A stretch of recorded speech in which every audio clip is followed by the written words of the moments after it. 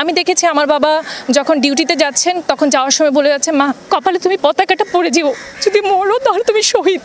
তাহলে আমি সে বাবার সন্তান হয়ে আজ আমরা 5ই অগস্ট আমাদেরকে ব্যাগপত্র নিয়ে দেয়াল টপকিয়ে, আমি আজকে অফিসে গিয়েছি দেয়াল টপকিয়ে, আমাদেরকে এই দিনটি কেন দেখতে হবে? আমরা কেন 8-10টা ছেলে মেয়েদের মতো বাইরে দাঁড়িয়ে রং করতে পারছি না, আলপনা আঁকতে পারছি না, আমরা যেমন বিজয় উল্লাস করতে পারিনি?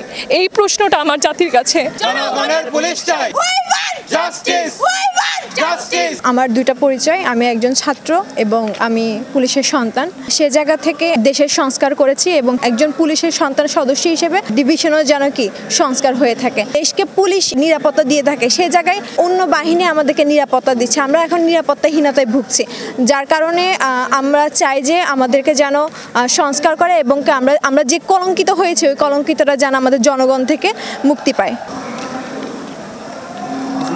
অবৈধ, দুর্নীতিবাজ এবং অতি লোভী কিছু পুলিশ সদস্য আজকে পুলিশ বাহিনীকে কলঙ্কিত করে চলে গিয়েছে, যেটার এই ইফেক্ট এটা পুলিশ সদস্যদের উপরও পড়েছে। আমরা পুলিশের যে পরিবারের সন্তানরা আমাদের উপর পড়েছে। আমরা এখন নিজেদেরকে পুলিশ পরিবারের সদস্য হিসেবে নিজেদেরকে পরিচয় দিতে আমাদের এখন কিছুটা হলেও চিন্তা করে মানুষের কাছে পরিচয় দিতে হবে।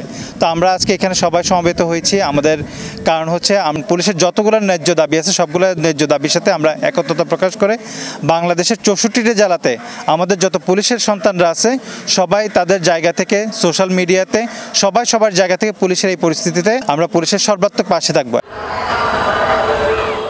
যেহেতু শিক্ষার্থীরা এত বড় একটা পরিবর্তন আমাদের সমাজে আনতে পেরেছে, আমি আশা করি অবশ্যই এই সংস্কারের প্রয়োজন আছে।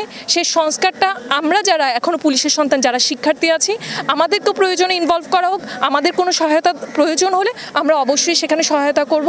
আমরাও চাই দেশ যেহেতু নতুন করে আবার রিপেয়ার করা হচ্ছে, আমাদের পুলিশের যে সংস্থাটা আছে সেটাকেও নতুন করে রিপেয়ার করা হোক, তাদেরকেও স্বাধীনতা দেওয়া হোক, যাতে করে আমাদেরকে আর এই ধরনের কোনো কলঙ্কিত অধ্যায় না দেখতে হয়। বাংলাদেশ পুলিশের যে সদস্যরা নিরীহ সদস্য অকাতরে তাদের জীবনকে উৎসর্গ করেছে, আমরা তাদের প্রতি শ্রদ্ধা জ্ঞাপন করছি, তাদের রুহের মাগফিরাত কামনা করছি।